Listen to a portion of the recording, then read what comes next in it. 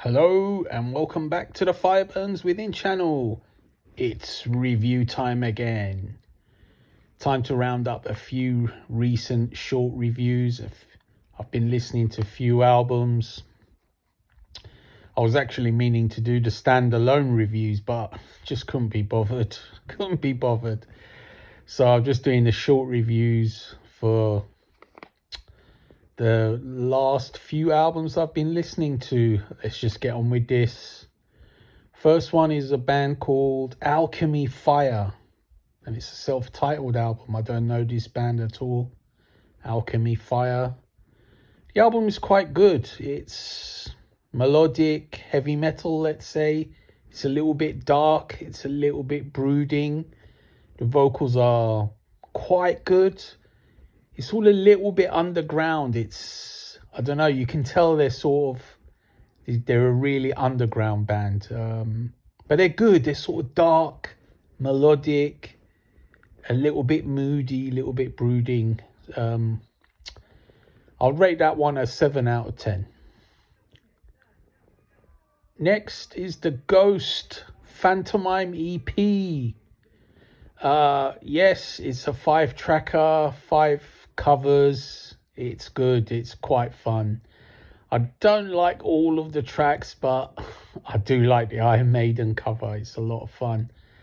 And I do like the Tina Turner cover as well, and the Genesis cover. The other two are, just not really, I don't know, it's a little bit weird, but I quite enjoyed the EP. 7.5 out of 10.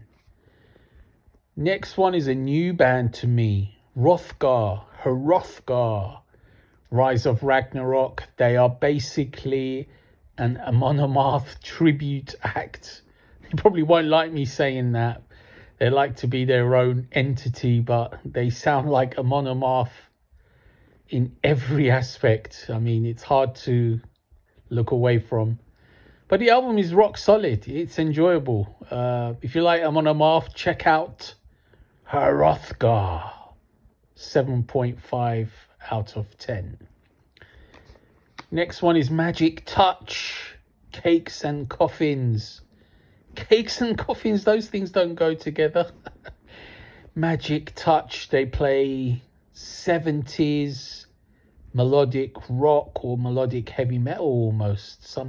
They've got a heavy metal flavor going on to them, but they're also sort of like 70s classic rock. Some great groovy riffs, decent vocals. This was a solid listen. I quite enjoyed this.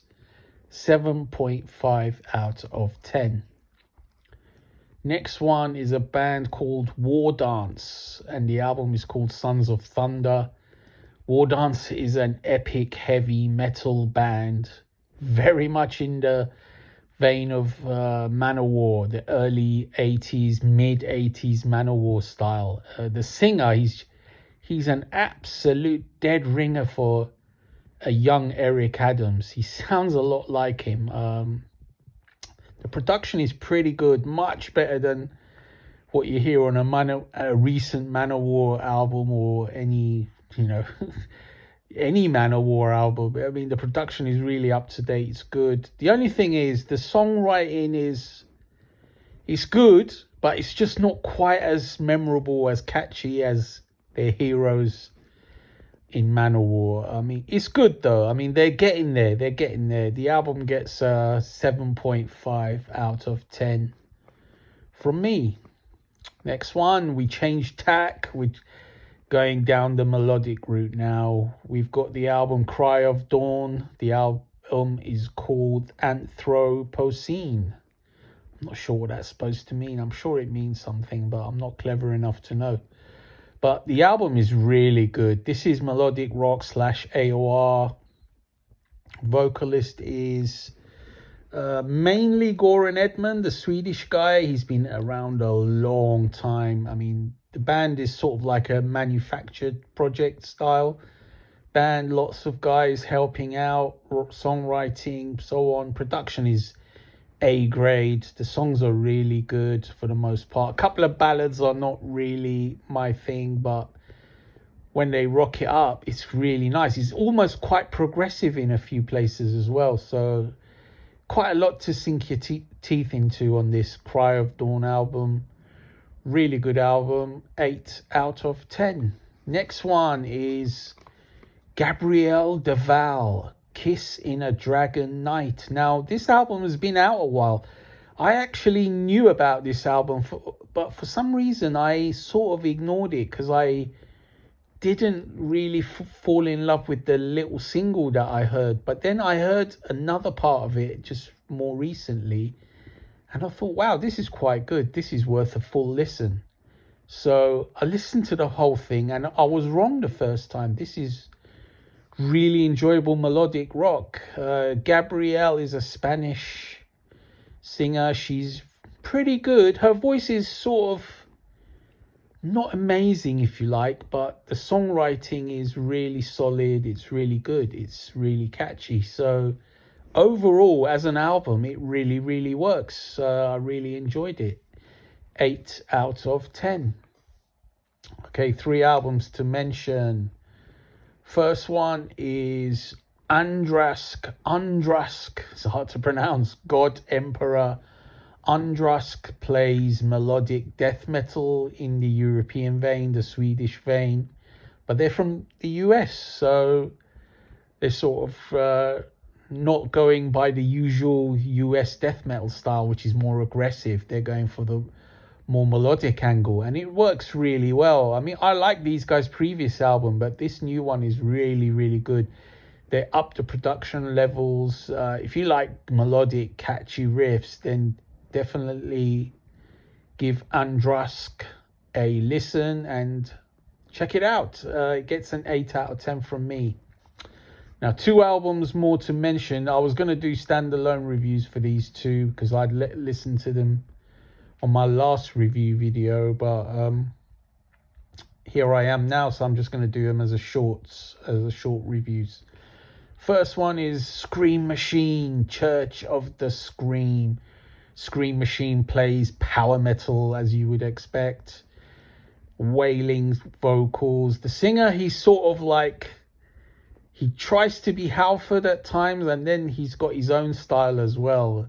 The band is really good, rock solid, ball busting, heavy metal / power metal, good songs, memorable riffs, good solos. If you like melodic, shredding, power metal, check out Scream Machine, Church of the Scream. It gets us rock solid 8 out of 10 from me.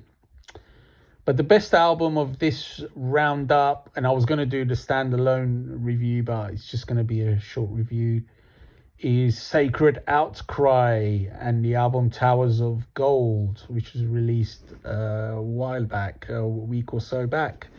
Sacred Outcry is a Greek power metal band. They're sort of like an epic power metal band, if you like. They used to have the Greek singer, I forget his name. His name's just popped out of my head. The bald guy who sings in, oh God, my memory, the names just pop out of my head. The bald guy who sings in the Finnish band. He used to sing on this band's last album.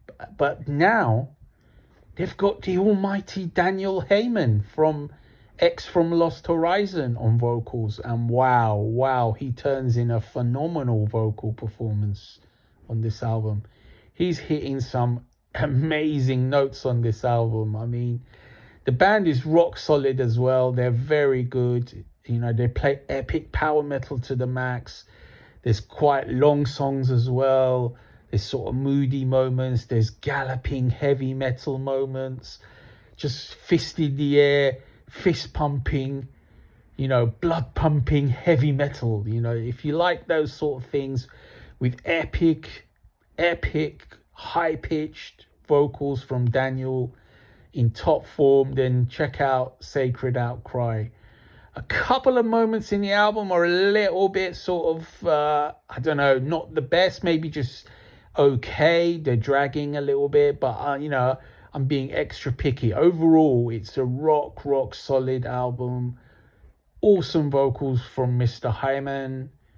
Check it out. Sacred Outcry, Towers of Gold. It gets an 8.5 out of 10 from me. Okay, that's the end of this roundup. Stay tuned as always. See ya.